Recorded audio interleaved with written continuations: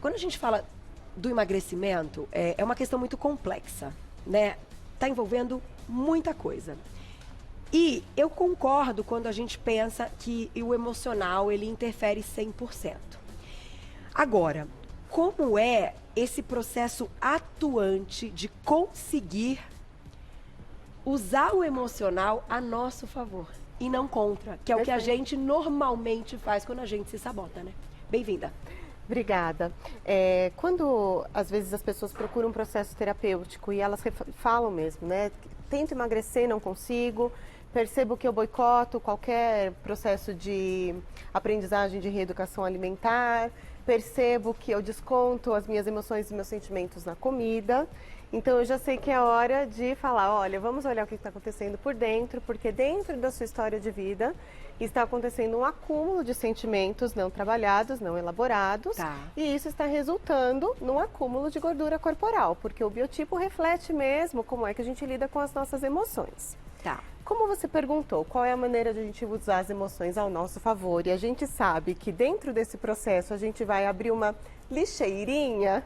É difícil, né? É uma descoberta difícil. Exatamente. A gente vai abrir, né? Vai descascar uma cebola com várias camadas, né? Essas camadas, elas têm raiva, ansiedade, mágoa, frustração, decepção, dores, perdas, traumas.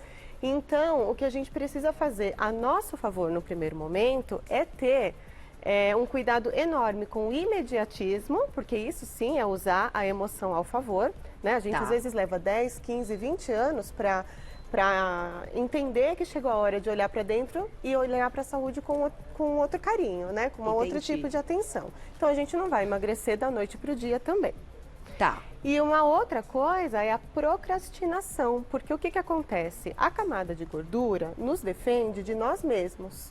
A camada de gordura, ela é uma camada de defesa das nossas dores. Entendi. Então, quando a gente começa a acessar com muito amor e carinho esses arquivos, a pessoa tende a procrastinar o cuidado consigo mesma.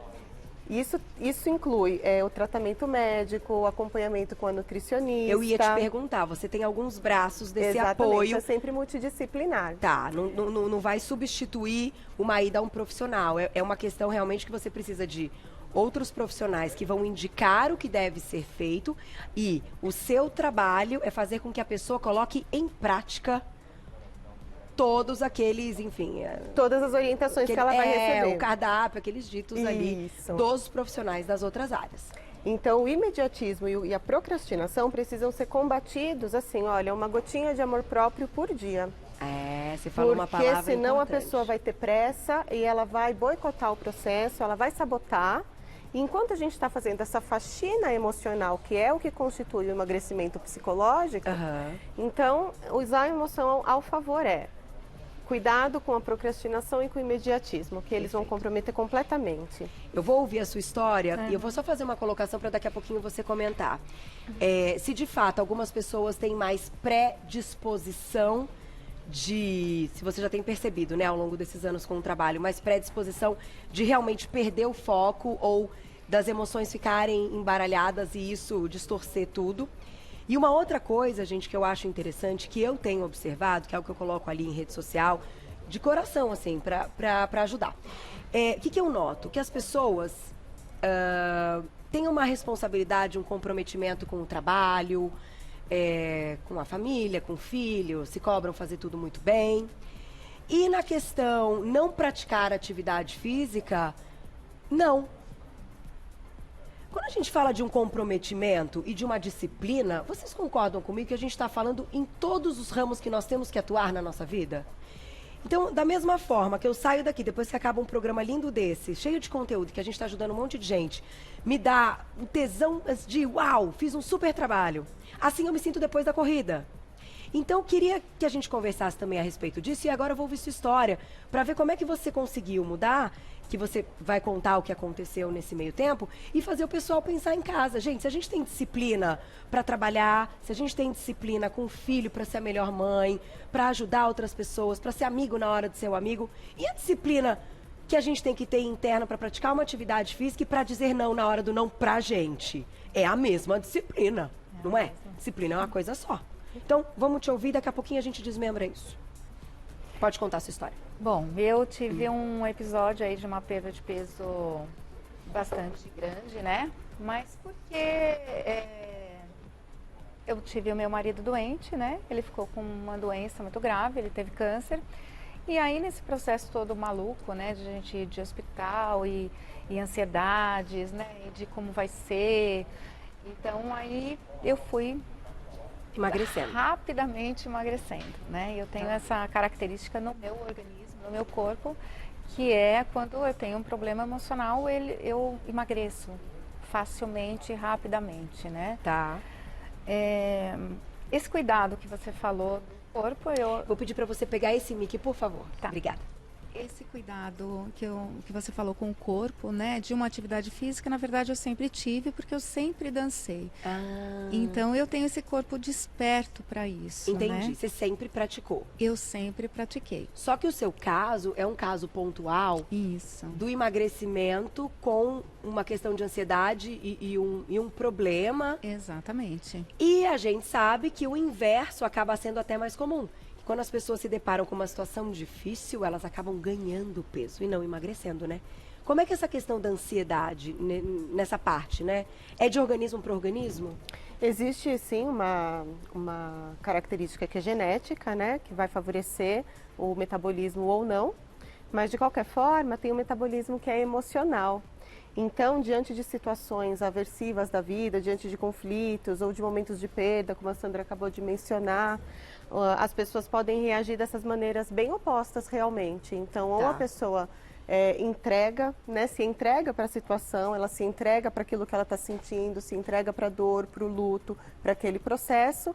Então, o metabolismo vai passar pela perda junto. Entendi. Ou a pessoa vai com o processo de ansiedade, de negação da experiência que ela está vivendo, né, ela vai fazer um movimento de travar. Para travar e para se proteger, pelo processo de ansiedade, ela passa a comer muito mais. Então, às vezes as pessoas passam pela mesma experiência, pelo mesmo conflito emocional. E é por isso que a reação corporal é tão antagônica. E o que você faz hoje? Como é que está hoje o seu momento ligado, então, a essa questão de ansiedade, das emoções? Você perdeu o peso e você não retomou. Você continuou com o peso mais baixo. Não, na verdade não. Eu perdi o peso, mas assim, eu fiquei muito magra, né? Entendi. Então assim, eu quis retomar o peso que eu tinha, que era o meu peso melhor. Então né? aí você fez um processo inverso usando a questão emocional. Exatamente. Mas não de emagrecimento, e sim de voltar. Isso ao que eu era. Que era o que te agrada. Exatamente. E te coloca de forma saudável também, Exatamente, né? exatamente. Vamos falar da disciplina? É difícil, né? Aí a gente fala assim, puxa vida, mas que nem eu relacionei com o trabalho. Porque pra mim, se eu trabalho todo dia, eu tenho que treinar todo dia. Porque o trabalho traz esses frutos, o treino traz esses. Mas são frutos que a gente precisa, dos dois lados. Só que é uma coisa interessante, porque as pessoas às vezes trabalham, e o trabalho não é fácil. Toda vez que você quer ser melhor, você tem que se esforçar mais. Então, se você quer melhorar no treino, também. Então, isso também funciona pro trabalho. Por isso que eu relaciono com o trabalho. Aí a pessoa dá um gás no trabalho, trabalha pra caramba, tem ali uma referência profissional, é muito bem visto. E quando a gente pensa na vida pessoal, todo esse gás não tem. O que acontece? Porque assim, eu quero entender o que acontece dentro da gente. Eu vou explicar, Carol. É muito interessante a sua correlação, porque ela faz mesmo bastante sentido simbólico, né? Por que na hora de entregar um resultado para o coletivo, né? A pessoa coloca toda a garra, toda a disposição, e na hora que ela precisa, né, se desligar de um papel, que seja profissional, familiar, qualquer que seja, e ela vai ter aquele tempo para ela. Por que o sistema de merecimento trava, né? Por quê? Faz o seguinte, realmente é um paramos naquela situação que eu coloquei da disciplina. Por que a gente tem disciplina para umas coisas e a gente não tem para outras? Vamos abrir a gavetinha? Vamos lá. Disciplina e comprometimento? Vamos lá. O que acontece é que, como a Carol alinhou com a questão do trabalho, no trabalho a gente tem um resultado para entregar, a gente tem um chefe, a gente tem um líder que está ali comandando o processo. Quando é a nossa atividade física, o nosso cuidado com a nossa saúde, Nós o somos os nosso líderes. bem-estar, aí o comando é interno. Não vai ter chefe vindo de fora pedindo para Verdade. você entregar nada no final do mês. É verdade. E aí entra a segunda questão, que é a nossa falta de educação emocional, no sentido de nós aprendermos a nos realizar. A gente não é educado a respeito da importância do descanso, do lazer, daquele tempo de refazimento emocional, espiritual, daquele tempo em que você vai cuidar da sua saúde, você vai fazer aquilo que vai te trazer um resultado com a prática, né? Com a prática. Sem você escapar, primeiro pela válvula de escape da comida, que é aquela que vai trazer um prazer mais rápido. Sim, Então a gente não tem uma educação nesse sentido. é mais rápido. Então, disciplina e comprometimento vão depender de um processo de amadurecimento, né, que não independe de idade cronológica, verdade. porque esse amadurecimento é um contato mesmo com o seu ambiente interno, em que você vai aprender a ter um comando e uma consciência daquilo que você precisa fazer por si mesmo. Ser seu chefe. Exatamente. Gostei que você relacionou com o chefe, já que eu relacionei com o trabalho. É. Vamos relacionar com o chefe. Então, se você vai ser seu chefe, qual é a sua meta? Exato, isso a Sandra mencionou, então ela passou pela experiência, né? Até ela me contou um pouquinho enquanto a gente estava no intervalo, ela me contou um pouquinho que após o luto, ela como já tinha um trabalho desperto de consciência corporal, para ela foi fácil ela se gerenciar emocionalmente nesse sentido, ser chefe de si mesma e falar, pronto, passei pelo meu luto, sofri, passei pelo que eu tinha que passar, elaborei e agora vou fazer um retorno a minha natureza, né? Vou fazer um retorno. E como ela tem uma consciência corporal desperta, que a dança sempre Promove, né? exato, a dança traz isso com muita plenitude. Para ela fez um retorno muito rápido. E se sente bem. E tá tudo bem. Exatamente, agora tá tudo bem. Tá aí, tá com o olho brilhando. Não é fácil. É o que a gente Não. estava falando durante o intervalo, gente. É assim. O trabalho, claro, te traz a recompensa profissional, né? Que para quem ama o que faz, isso é extremamente importante e gratificante.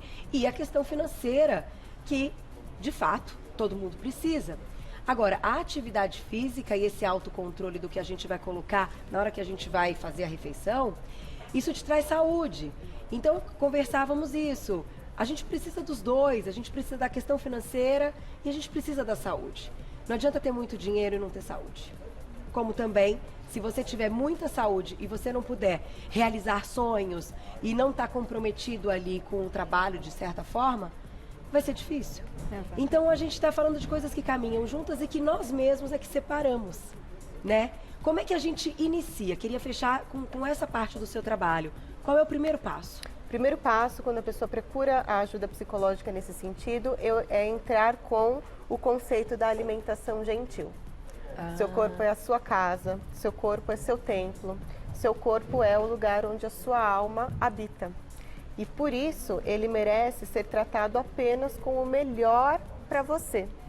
Então eu convido a pessoa a passar por um processo de reflexão desse conceito e de experimentar a prática da alimentação gentil, que é prestar mesmo atenção ao que o corpo pede, prestar atenção enquanto vai comer, prestar atenção no que está sentindo ao procurar a comida. Tá. Né? Eu falo, olha, tem muita coisa que você abre a geladeira e não está ali dentro.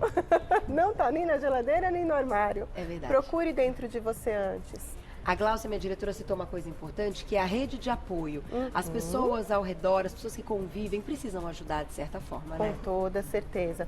Às vezes eu acho assim tão triste para uma pessoa que está lutando contra um processo de obesidade e a pessoa fala assim, você não emagrece porque não quer. É igual falar para um míope, olha, você não está enxergando porque não quer. Né? Não, a pessoa precisa de apoio, ela precisa de uma equipe multidisciplinar, ela precisa sentir que ela tem pessoas que colaboram e que torcem por ela também, né? Sem Porque dúvida. isso fortalece muito o emocional e encoraja a pessoa a dar continuidade naquilo que ela geralmente costuma desistir no meio do É caminho. fantástico, né? E ficar dizendo, não, é só hoje, pode comer. É só hoje. Gente, isso...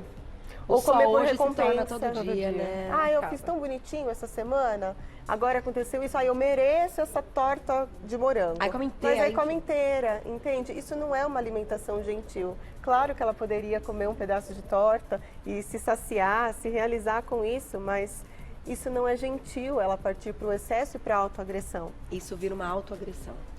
Adorei.